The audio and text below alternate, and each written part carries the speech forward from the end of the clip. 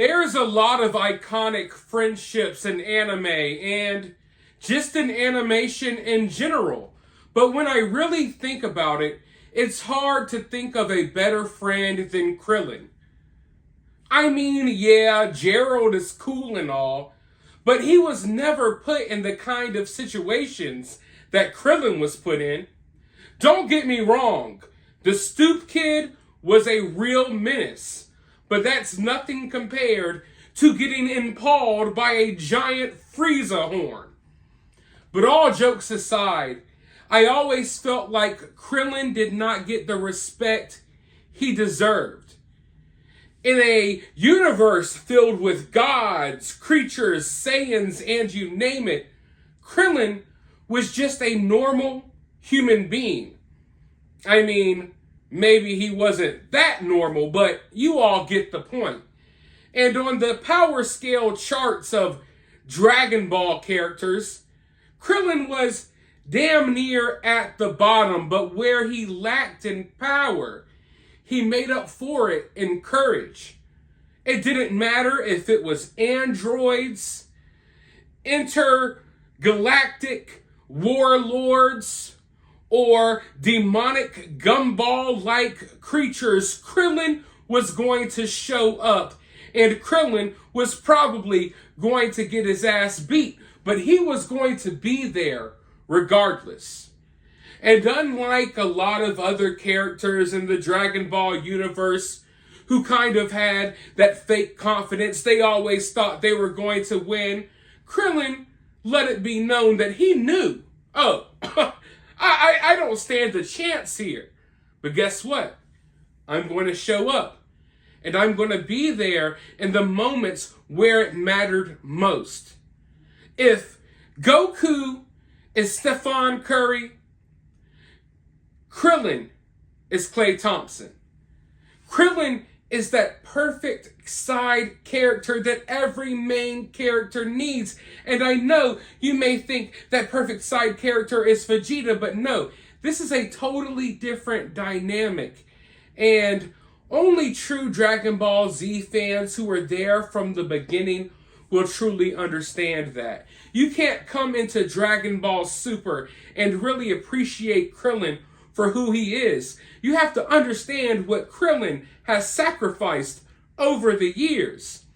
And when it comes to Dragon Ball Z, there were a lot of deaths, throughout Dragon Ball Z.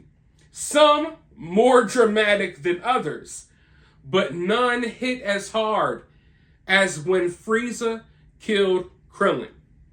The way that it made Goku snap, all of his friends had gotten killed before, damn near.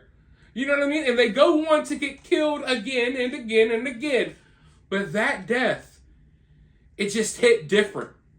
And it hit different for Goku too, because that's what ultimately led him to turn Super Saiyan, which had to be one of the biggest moments of my life and of your life as well. If you find yourself as a Dragon Ball Z fan coming across this video, then you know the feeling. You know where you were the day that Goku first went Super Saiyan. It's one of the biggest moments in pop culture history. And us 90s, 2000s babies, we were right there for it.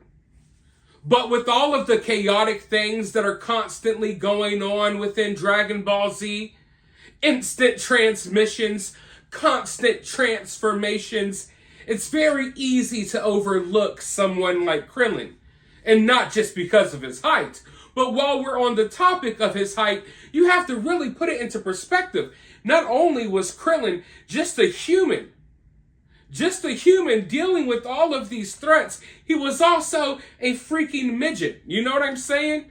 So not only was he just a regular guy, he was half of a regular guy. And he still got out there and handled business, because Krillin always stood on business.